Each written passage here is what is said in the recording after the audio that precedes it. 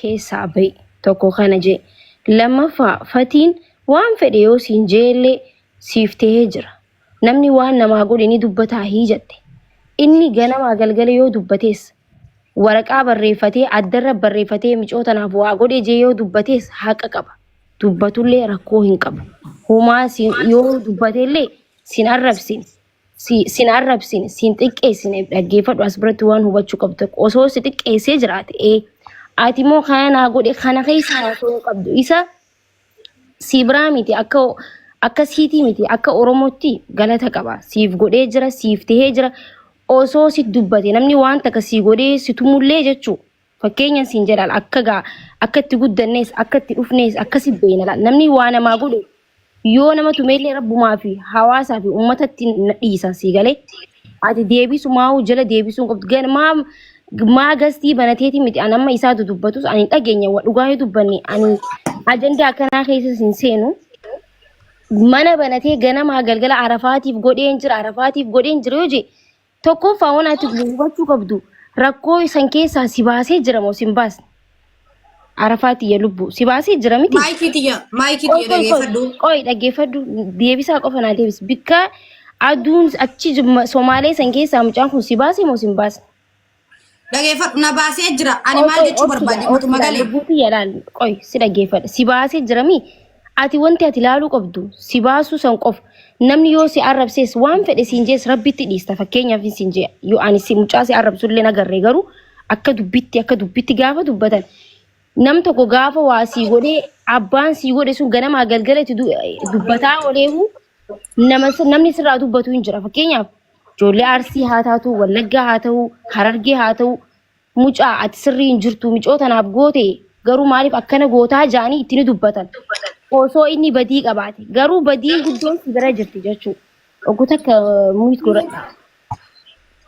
Sanifu miidiyaa akka gaafa dura dhufte yoo amma laalteef dura dhufte tokko miti ati gaafa dura dhuftu nama kumshaniin nama kumsadiin taphattee koofaltee waa hedduu hojjechuu dandeessa sila. Mana madaamuu seenuu baattee beeksisa adda addaa Duubaay keessatti waan adda addaa hojjechuu dandeessa silaa jechuudha. Osoo jabaattee deemte saayidiin taane seentee usteetuma waan namni ijoollee xixiqqoon siin jettu jala hin fiigin obboleettiiti. Akka obboleettiitti sii malalan. Ani ijoollee Oromoo takka hundaa kutaa takkaan ilaalan nama gandummaas qabu miti hundi ni beeka. Saayidii dhiistee amma dhiifama gaafattee mi erga dhiifama gaafatte haasa'uun hin barbaachisu. Fati naasi balleessi dhiifamaa yoo ijoollee uummata Arsiittillee hawaasa bal'aa Harargeettillee Harargees irraa dhalattee Arsiin isteetii hundi teenya jechuudha.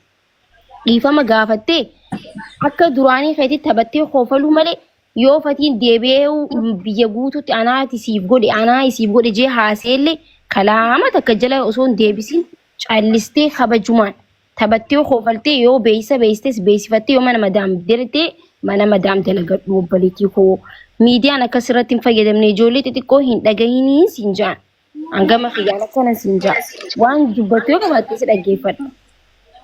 Maayikii dubbiin tantee dhugaadha. Ani akka namaa takkaatitti qarallee akkanaaf inni walitti dhiyaanne namni beeku namni hordofu inuma beeka. Maayikii wanni guddaan yoo akka fedhe si godhee akka fedhe na godhu akka fedhe siifaa godhu rakkoo keessaa si baasee jira. Osoo miidiyaa guutuu kanarra siyaasee illee ati dubbachuun qabdu jedha. Ani akka nama takkaatitti dhabduudha nan beeka. Akka nama takkaatti dhabduudha. Dhaboo kiyyaan akka na qarqaarees nan beeka. So ani gaafa fakkeenyaaf na qarqaare akka na qarqaare yoo naaf inni amma laayifii seene nama kuma sadii taa'ee nu dhaala gaafa naaf inni taphannu jecha. Maal jechuu barbaade? Kunis hin dhufa. Akkana godhee fi maayikii sitti dhaga'ama. Ofirra dhaabi maayikii. Maaliif ani dhabduudha akka dhabduu ta'e nan beeka.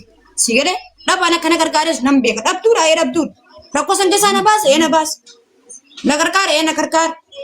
Galata na biraa qaba na biraa qaba.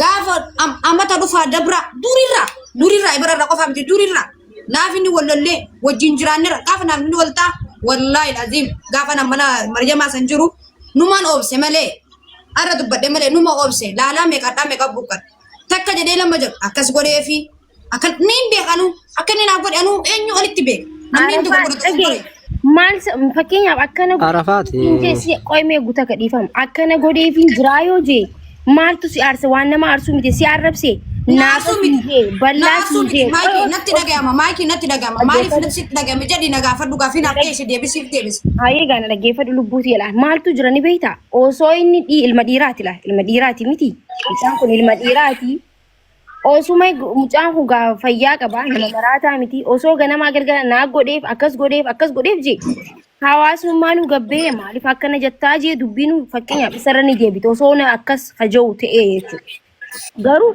ati deebisuu hin qabdu yoo waan fedhe siin jeewu kan siin jee nama siif godhe takka yoo si kabalu si dhufeewu anaatu balleessee dhiifama ittee bira dabartee jechuudha akka itti guddanne akkas ilaal akka itti baanes akkas nama waa siif godhe tokko siif godhe rakkoo namas rakkoo si oolche rabbiif jecha yoo si godhe taate rabbiif jecha si godhuftee waan biraatiif siif godhate ati obsi lubbu niftanne naasoo ani hedduu haasoo hin deemu waan fedhe amma sirraan hir'isu an amma nama tokkoof waa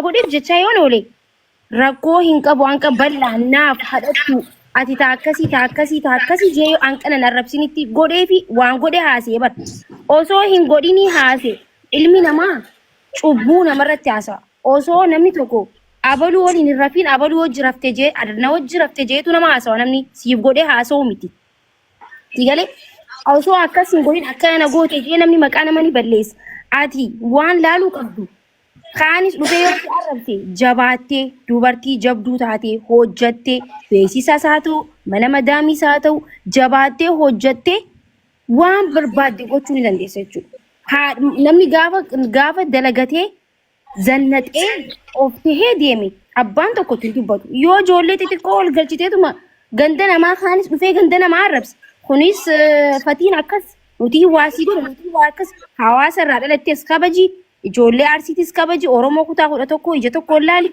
gandummaa dhiisi akka ija tokko laaliti jabaadhu namni tokkummaa qabatee deeme hin kufu hundi si bira dhaabbata hundi si hojii dhaabbata dhageesseemi hawaasa irraa dhalattee illee hin xiqqeessin maaliif hawaasni ati irraa dhalattee baate nama waa godheefis ni beeka nama waa kenneefis kabajaa beeka waa hedduu beeka jechuudha hawaasni ati irraa dhalattee kanaafuu haadhoo koo jabaadhu titi ijoollee xixiqqoo ilaalin nama laal dubbiin gaafa nama dhufte abbumaatu gabaabsaa itti oromoon galatoomaa dhiifama naatu balleessi jettee dubbii gabaabsu akkasin goone akkastu ta'e dubbii dheeressitee gandaan namni akka wallalu namni akka walii godhuu hin barbaachisu dubbii gabaabsuu ka danda'u sumaa fi si qofaan mallee haadha tiyya tanan siinjaa nasiyaa obbolummaati yoona aarte immoo dhiifamaa yaa.